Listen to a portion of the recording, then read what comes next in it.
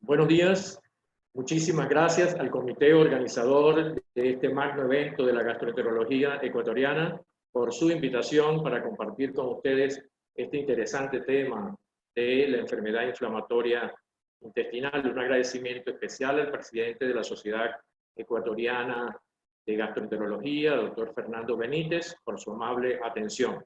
Queríamos ir a Cuenca, pero lamentablemente esta pandemia que tan duro nos ha afectado no nos los permitió, pero Dios es grande y pronto pasará todo esto y volveremos a estar juntos. El diagnóstico de la enfermedad inflamatoria intestinal no siempre es fácil. La colitis ulcerosa y la enfermedad de Crohn son patologías muy complejas, muy heterogéneas, que comprometen la calidad de vida de los pacientes y que tenemos varios pilares que nos van a ayudar en ese diagnóstico. La historia clínica siempre relevante, la endoscopia, la biopsia, el laboratorio y las imágenes.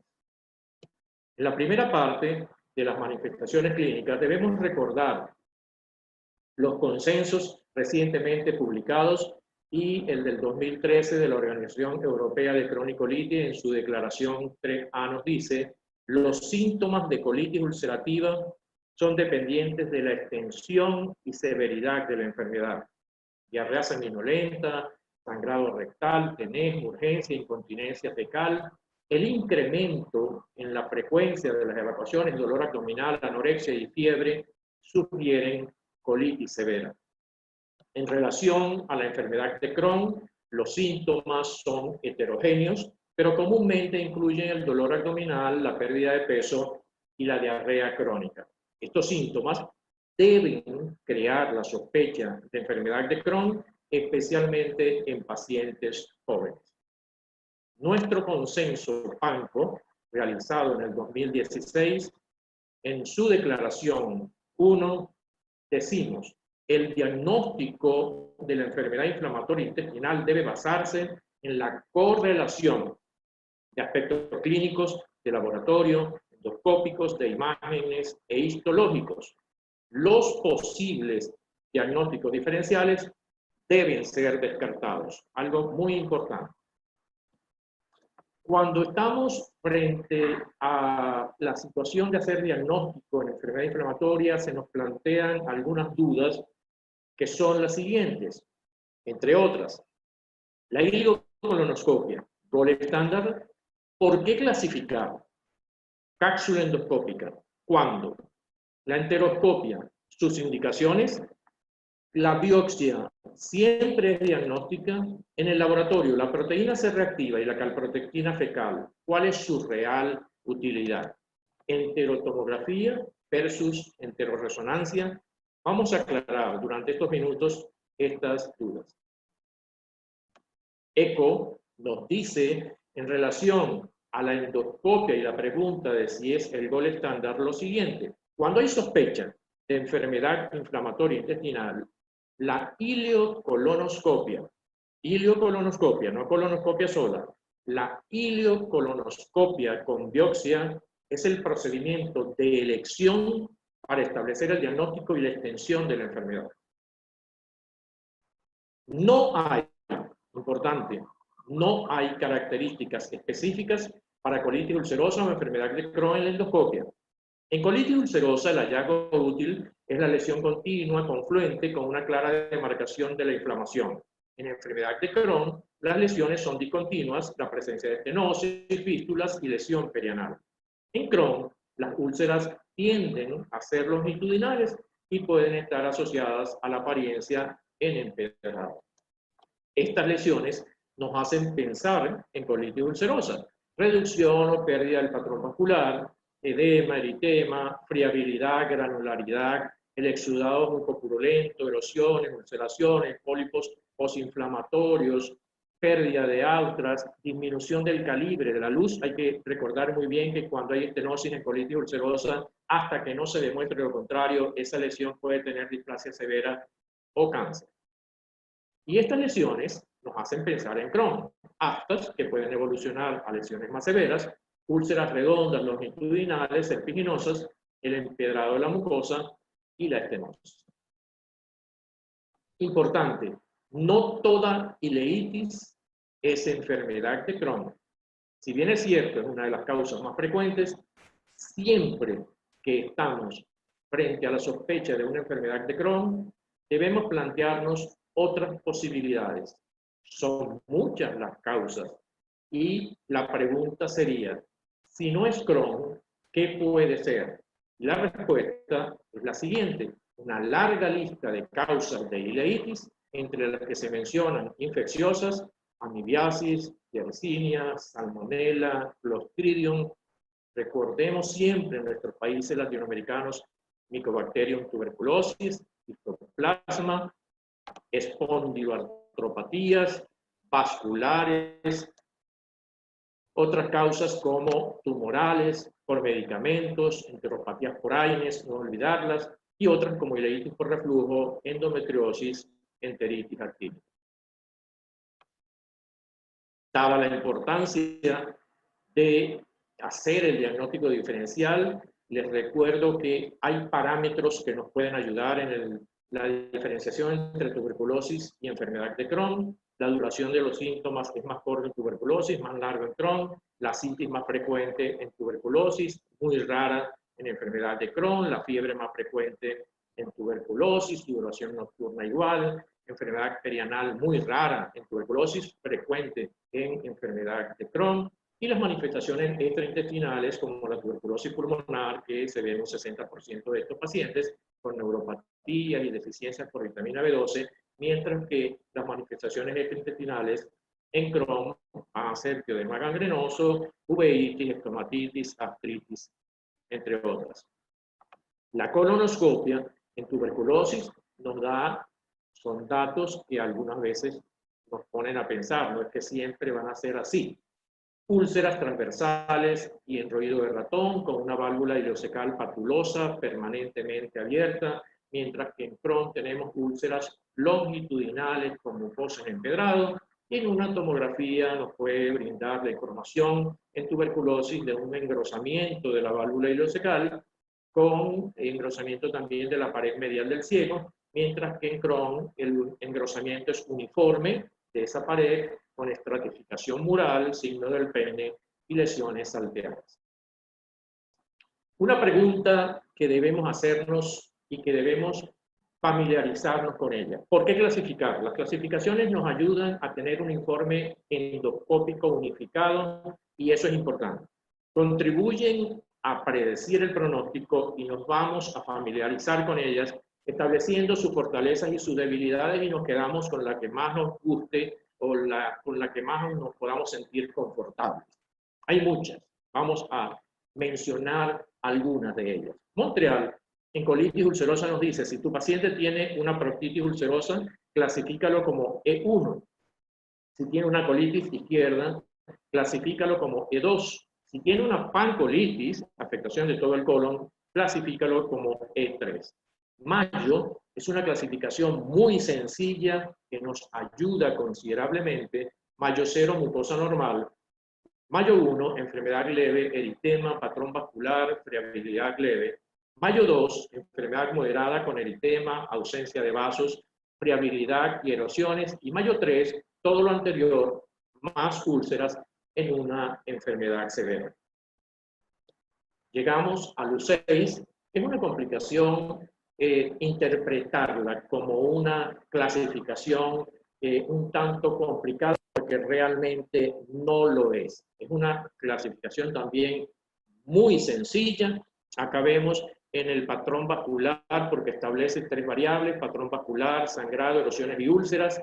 En el patrón vascular nos dice grado 1 cuando la alteración de ese patrón vascular es focal. Grado 2 cuando hay una ausencia total del patrón vascular. En relación al sangrado, grado 1 es el sangrado punteado. Grado 2, el sangrado escaso. Grado 3, sangrado fácil, resumante a pesar del lavado. Y en lo que llegamos entonces a evaluar la variable de las erosiones y de las úlceras, nos encontramos con que grado 1 son erosiones menores de 5 milímetros. Grado 2, lesiones mayores de 5 milímetros. Y grado 3, úlceras profundas rodeadas de mucosa edematosa elevada. Un ejemplo, si nuestro paciente tiene una ausencia total del patrón vascular, 2 puntos, y un sangrado fácil, resumante y una úlcera profunda, 2, 3 y 3 son 8 puntos. Vamos entonces a la clasificación, al puntaje total, y vemos que de acuerdo con Mayo, nuestro paciente tiene una enfermedad, endoscópicamente hablando, severa. Moderada, 5 o 6 puntos, leve, 2 a 4 puntos. Montreal, en la enfermedad de Crohn, nos dice, si tu paciente tiene una afectación del ilion terminal, cosa que ocurre en un 30%, clasifícalo como L1. Si la afectación es de colon, 30% también, L2. Si la afectación es ileocolónica, el mayor porcentaje, 40%, L3. Y veamos que el porcentaje de L4, que es tracto digestivo alto, es muy bajo, un 1 o 2%. Debemos agregar la B1 si es inflamatorio, B2 si es estenosante, B3 si es penetrante y en el caso de que exista enfermedad perianal, colocar la P. Esta clasificación, el índice endoscópico simplificado para enfermedad de Crohn, tiene fama de ser complicado. Se van a dar cuenta que tampoco lo es. ¿Qué hacemos? Vamos a evaluar 4 variables en los diferentes segmentos, 5 segmentos: recto, colon izquierdo, transverso, colon derecho, ciego y el ilion. En cada uno de ellos vamos a evaluar el tamaño de las úlceras. Si la úlcera tiene 0,5, 0,1 a 0,5 centímetros. Si tiene 0,5 a 2 centímetros o es de más de 2 centímetros. Vean que tienen puntajes de 1, 2 y 3, dependiendo del tamaño mayor o menor. Vamos a evaluar también en cada segmento la superficie ulcerada, menos de 10%, entre 10 y 30% y más de 30%. La superficie afectada, menos del 50%, entre 50 y 75% y más del 75%. Y vamos a evaluar también la presencia de estenosis, sean franqueables o infranqueables. Hacemos la sumatoria total en cada segmento y luego la sumatoria global nos va a decir si nuestro paciente tiene enfermedad leve, 3 a 6 puntos, moderada, 7 a 16 puntos, o severa, más de 16 puntos. En conclusión, hasta ahora, podemos decir que la endoscopia es el estándar de oro actual para evaluar las lesiones de la mucosa y medir la eficacia terapéutica. La cápsula endoscópica tiene valor, bueno, acá vemos las úlceras lineales, erosiones o úlceras aftoides, empedrado, estenosis, que vamos a poder visualizar en un estudio como este. ¿Tiene limitaciones? Sí.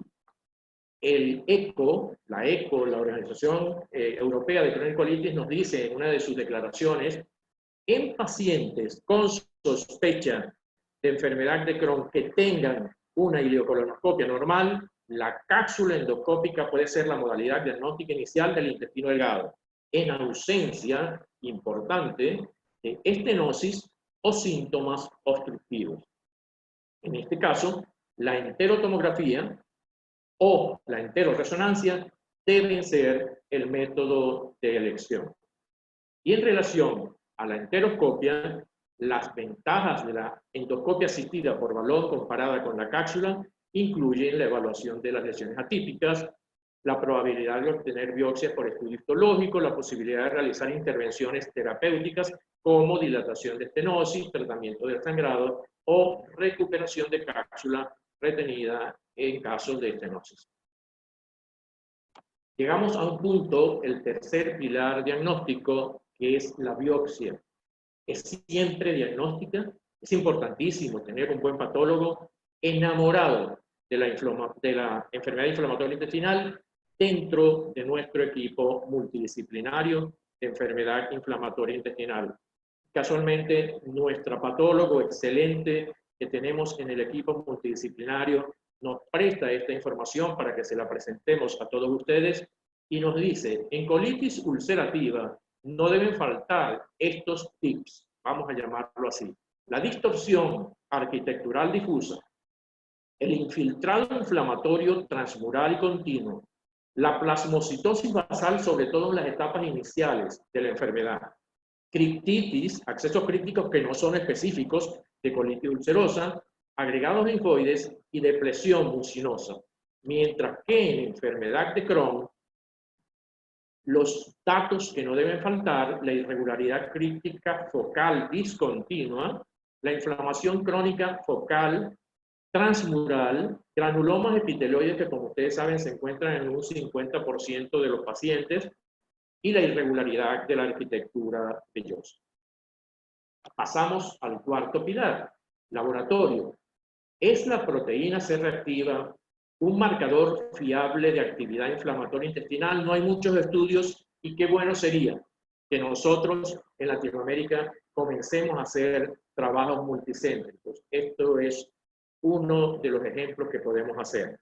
Hay buena correlación con el CDS, estadísticamente significativa, un tanto débil, pero significativa.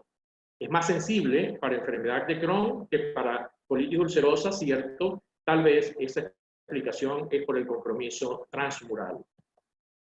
Es útil la proteína C reactiva en el monitoreo de la enfermedad de Crohn sintomática y asintomática. Puede brindar una medición objetiva de la inflamación para tomar decisiones de tratamiento, y en un programa de monitoreo recomendado para pacientes con enfermedad de Crohn la podemos hacer al inicio en todos los pacientes, y en pacientes sintomáticos que reciben terapia de inducción, y en pacientes con enfermedad fistulizante puede ser cada 4 semanas.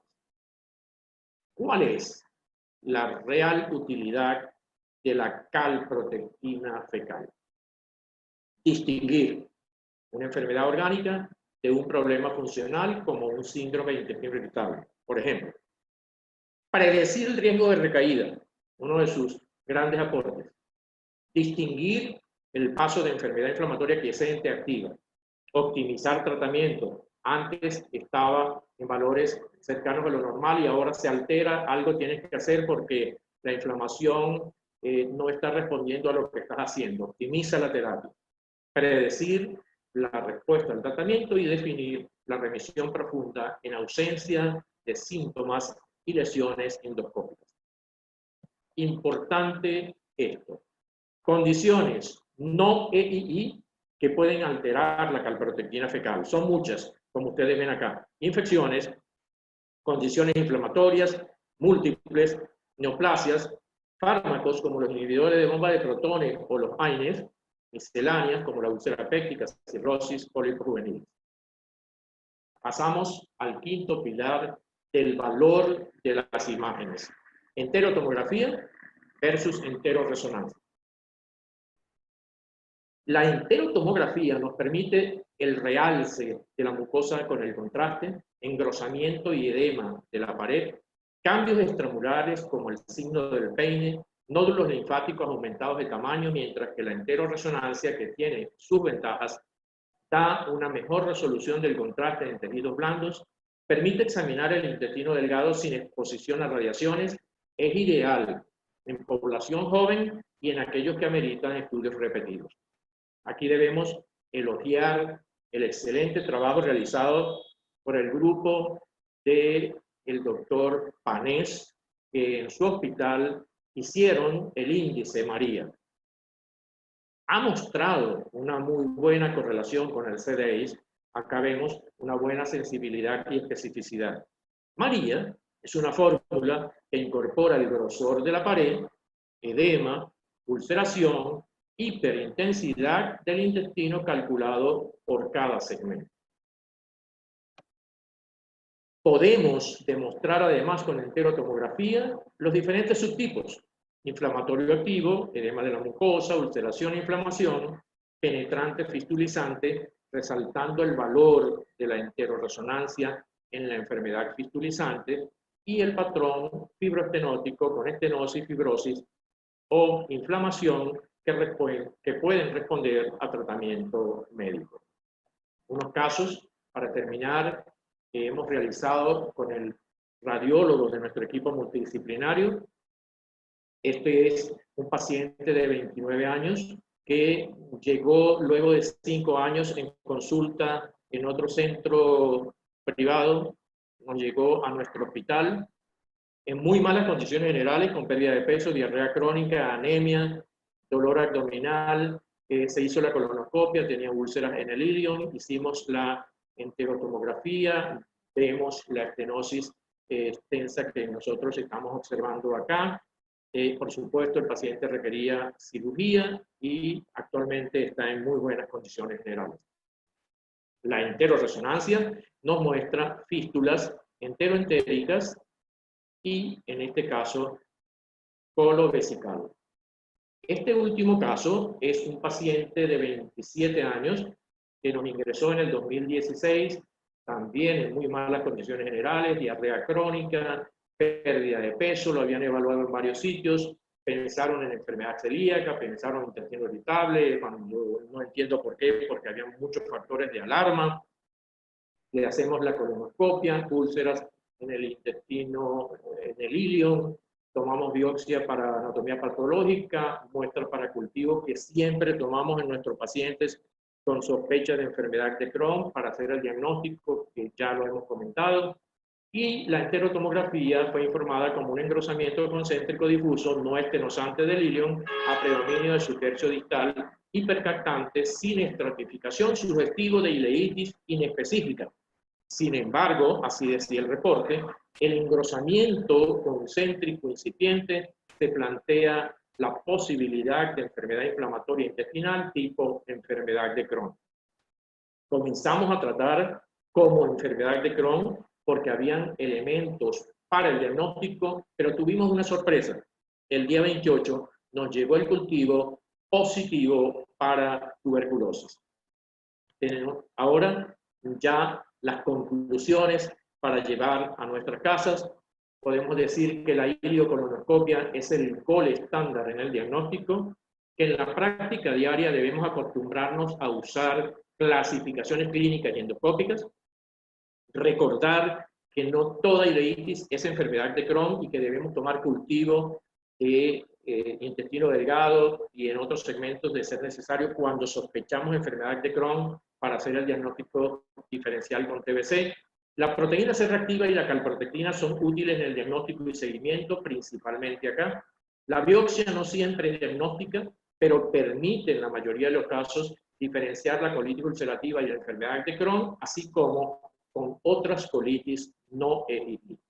Y la enterotomografía o enteroresonancia son de gran valor para la evaluación de la enfermedad de Crohn. Por su atención, muchísimas gracias.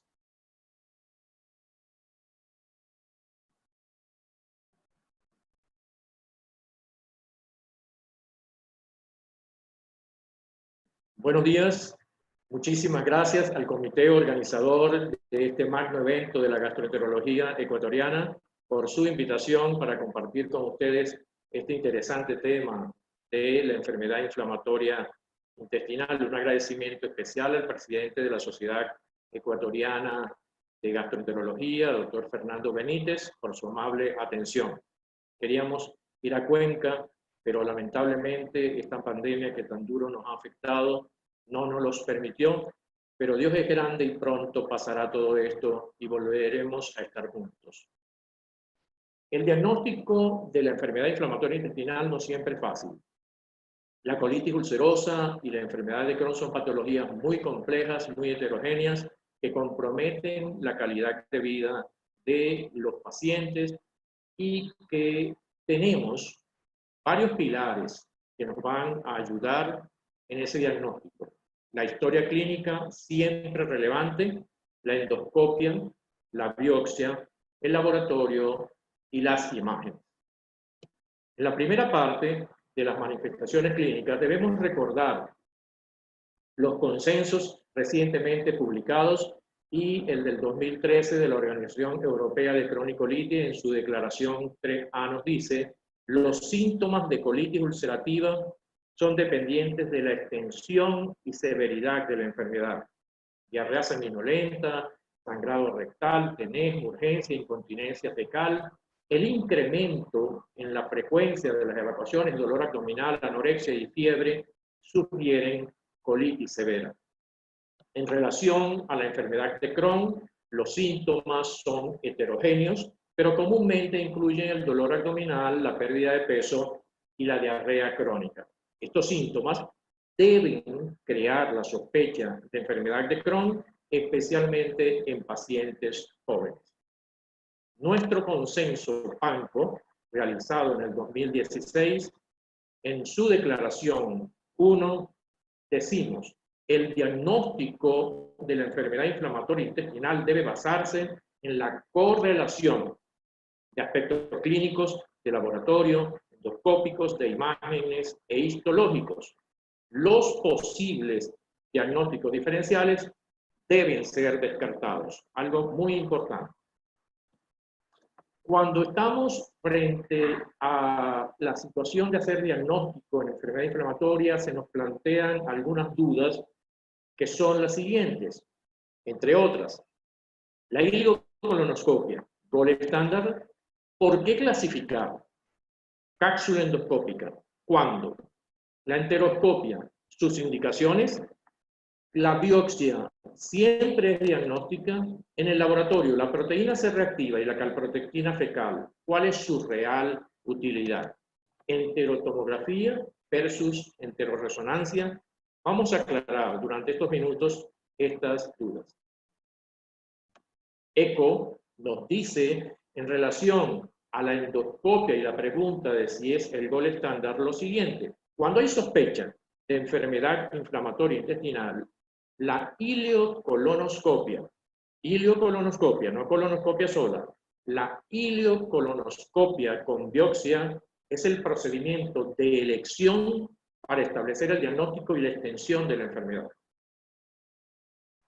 No hay, importante, no hay características específicas para colitis ulcerosa o enfermedad de Crohn en la endoscopia.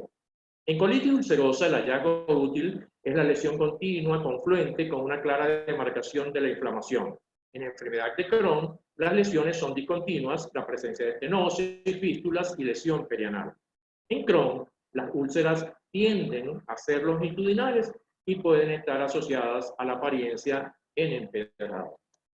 Estas lesiones nos hacen pensar en colitis ulcerosa, reducción o pérdida del patrón vascular, edema, eritema, friabilidad, granularidad, el exudado mucopurulento, erosiones, ulceraciones, pólipos posinflamatorios, pérdida de austras, disminución del calibre de la luz. Hay que recordar muy bien que cuando hay estenosis en colitis ulcerosa, hasta que no se demuestre lo contrario, esa lesión puede tener displasia severa o cáncer.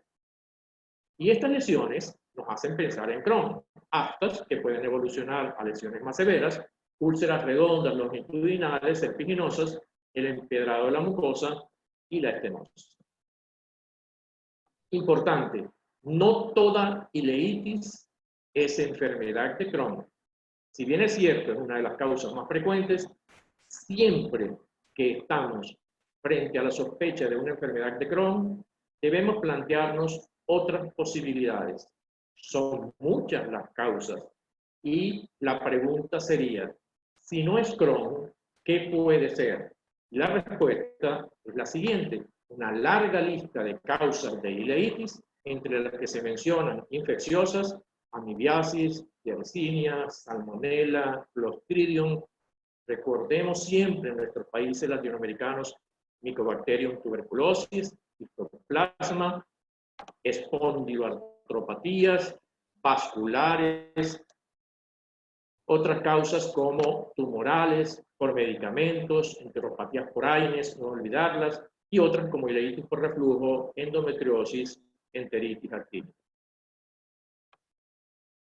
Dada la importancia de hacer el diagnóstico diferencial, les recuerdo que hay parámetros que nos pueden ayudar en la diferenciación entre tuberculosis y enfermedad de Crohn. La duración de los síntomas es más corta en tuberculosis, más largo en Crohn. La citis más frecuente en tuberculosis, muy rara en enfermedad de Crohn. La fiebre más frecuente en tuberculosis, duración nocturna igual. Enfermedad perianal muy rara en tuberculosis, frecuente en enfermedad de Crohn. Y las manifestaciones extraintestinales, como la tuberculosis pulmonar, que se ve en un 60% de estos pacientes, con neuropatías y deficiencias por vitamina B12, mientras que las manifestaciones extraintestinales en Crohn van a ser teodema gangrenoso, uveitis, estomatitis, artritis, entre otras. La colonoscopia en tuberculosis son datos que algunas veces nos ponen a pensar, no es que siempre van a ser así. Úlceras transversales y enrollido de ratón con una válvula ileocecal papulosa permanentemente abierta, mientras que en Crohn tenemos úlceras longitudinales con mucosa en empedrado, y en una tomografía nos puede brindar la información en tuberculosis de un engrosamiento de la válvula ileocecal con engrosamiento también de la pared medial del ciego, mientras que en Crohn el engrosamiento es uniforme de esa pared con estratificación mural, signo del pene y lesiones salteadas. Una pregunta que debemos hacernos y que debemos familiarizarnos con ella. ¿Por qué clasificar? Las clasificaciones nos ayudan a tener un informe endoscópico unificado y eso es importante. Contribuyen a predecir el pronóstico y nos vamos a familiarizar con ellas, estableciendo sus fortalezas y sus debilidades, y nos quedamos con la que más nos guste o con la que más nos podamos sentir confortables. Hay muchas, vamos a mencionar algunas de ellas. Montreal, en colitis ulcerosa, nos dice, si tu paciente tiene una proctitis ulcerosa, clasifícalo como E1. Si tiene una colitis izquierda, clasifícalo como E2. Si tiene una pancolitis, afectación de todo el colon, clasifícalo como E3. Mayo es una clasificación muy sencilla que nos ayuda considerablemente. Mayo 0, mucosa normal. Mayo 1, enfermedad leve, eritema, patrón vascular, friabilidad leve. Mayo 2, enfermedad moderada con eritema, ausencia de vasos, friabilidad y erosiones. Y mayo 3, todo lo anterior, más úlceras en una enfermedad severa. Llegamos a LU6, es una complicación interpretarla como una clasificación un tanto complicada, porque realmente no lo es. Es una clasificación también muy sencilla.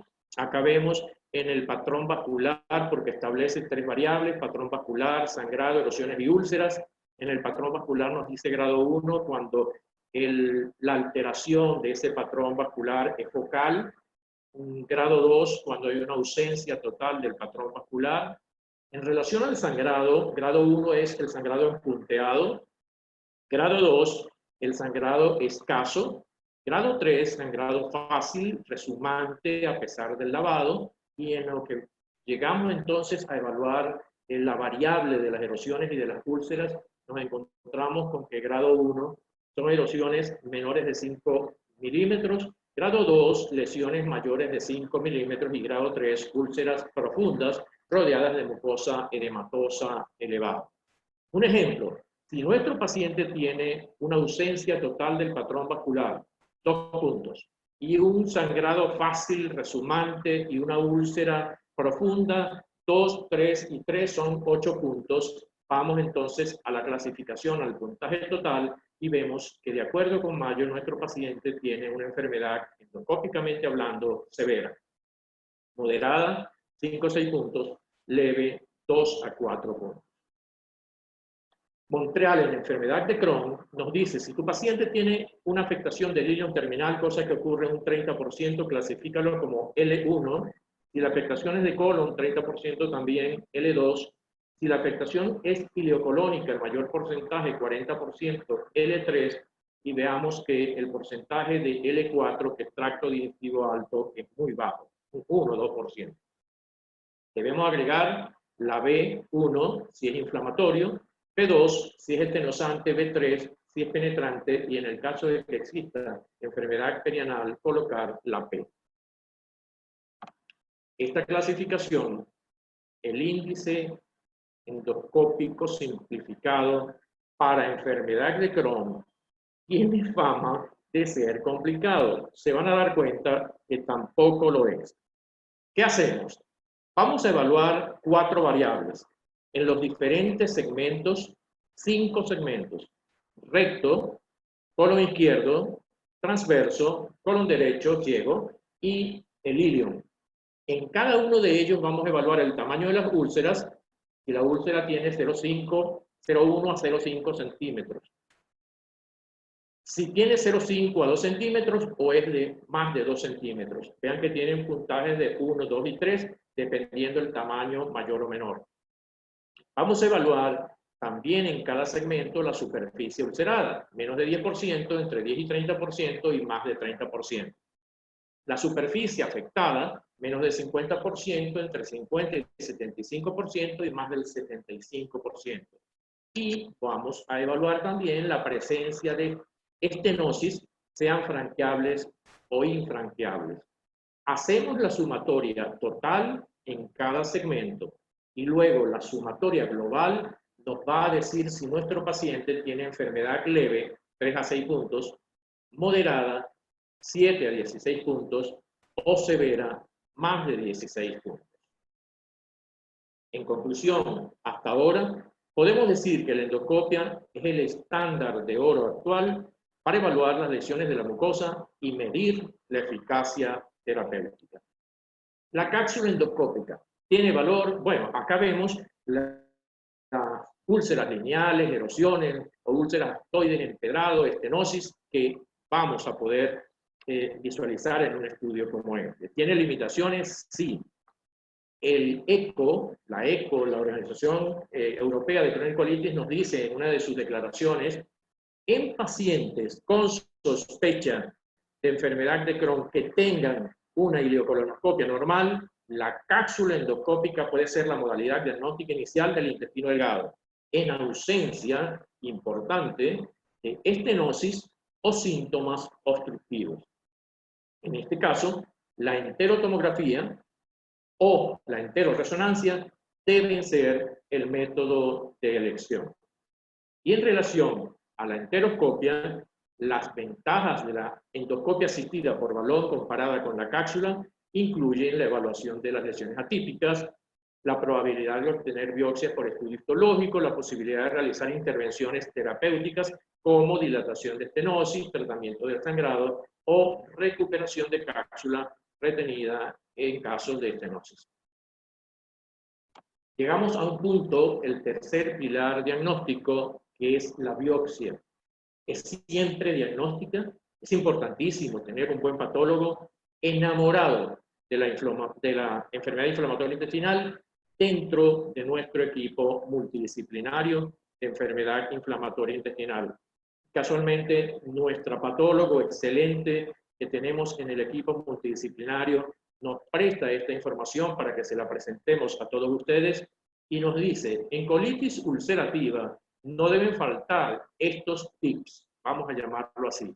La distorsión arquitectural difusa, el infiltrado inflamatorio transmural y continuo, la plasmocitosis basal, sobre todo en las etapas iniciales de la enfermedad, criptitis, accesos críticos que no son específicos de colitis ulcerosa, agregados linfoides y depresión mucinosa.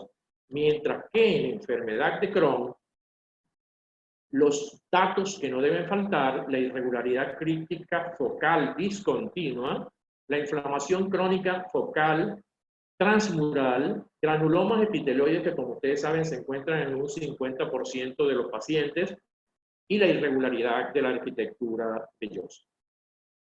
Pasamos al cuarto pilar, laboratorio. ¿Es la proteína C reactiva un marcador fiable de actividad inflamatoria intestinal? No hay muchos estudios y qué bueno sería que nosotros en Latinoamérica comencemos a hacer trabajos multicéntricos. Esto es uno de los ejemplos que podemos hacer. Hay buena correlación con el CDS, estadísticamente significativa, un tanto débil, pero significativa. Es más sensible para enfermedad de Crohn que para colitis ulcerosa, cierto, tal vez esa explicación es por el compromiso transmural. Es útil la proteína C reactiva en el monitoreo de la enfermedad de Crohn sintomática y asintomática. Puede brindar una medición objetiva de la inflamación para tomar decisiones de tratamiento, y en un programa de monitoreo recomendado para pacientes con enfermedad de Crohn la podemos hacer al inicio en todos los pacientes y en pacientes sintomáticos que reciben terapia de inducción, y en pacientes con enfermedad fisturizante puede ser cada 4 semanas. ¿Cuál es la real utilidad de la calprotectina fecal? distinguir una enfermedad orgánica de un problema funcional como un síndrome de intestino irritable. Por ejemplo, predecir el riesgo de recaída, uno de sus grandes aportes. Distinguir el paso de enfermedad inflamatoria quiescente activa. Optimizar tratamiento. Antes estaba en valores cercanos a lo normal y ahora se altera. Algo tienes que hacer porque la inflamación no está respondiendo a lo que estás haciendo. Optimiza la terapia. Predecir la respuesta al tratamiento y definir la remisión profunda en ausencia de síntomas y lesiones endoscópicas. Importante esto. Condiciones no EII que pueden alterar la calprotectina fecal. Son muchas, como ustedes ven acá. Infecciones, condiciones inflamatorias, múltiples, neoplasias, fármacos como los inhibidores de bomba de protones o los AINES, misceláneas como la úlcera péptica, cirrosis, pólipos juveniles. Pasamos al quinto pilar del valor de las imágenes. Enterotomografía versus enteroresonancia. La enterotomografía nos permite el realce de la mucosa con el contraste, engrosamiento y edema de la pared, cambios extramurales como el signo del peine, nódulos linfáticos aumentados de tamaño, mientras que la enteroresonancia, que tiene sus ventajas, da una mejor resolución del contraste en tejidos blandos, permite examinar el intestino delgado sin exposición a radiaciones, es ideal en población joven y en aquellos que ameritan estudios repetidos. Aquí debemos elogiar el excelente trabajo realizado por el grupo del doctor Panés, que en su hospital hicieron el índice María. Ha mostrado una muy buena correlación con el CDAIS. Acá vemos una buena sensibilidad y especificidad. María es una fórmula que incorpora el grosor de la pared, edema, ulceración, hiperintensidad del intestino calculado por cada segmento. Podemos demostrar además con enterotomografía los diferentes subtipos: inflamatorio activo, edema de la mucosa, ulceración e inflamación, penetrante, fistulizante, resaltando el valor de la enteroresonancia en la enfermedad fistulizante, y el patrón fibroestenótico con estenosis, fibrosis o inflamación que pueden responder a tratamiento médico. Unos casos, para terminar, que hemos realizado con el radiólogo de nuestro equipo multidisciplinario. Este es un paciente de 29 años que llegó luego de 5 años en consulta en otro centro privado, nos llegó a nuestro hospital en muy malas condiciones generales, con pérdida de peso, diarrea crónica, anemia, dolor abdominal, se hizo la colonoscopia, tenía úlceras en el ilion, hicimos la enterotomografía, vemos la estenosis extensa que nosotros estamos observando acá. Por supuesto, el paciente requería cirugía y actualmente está en muy buenas condiciones generales.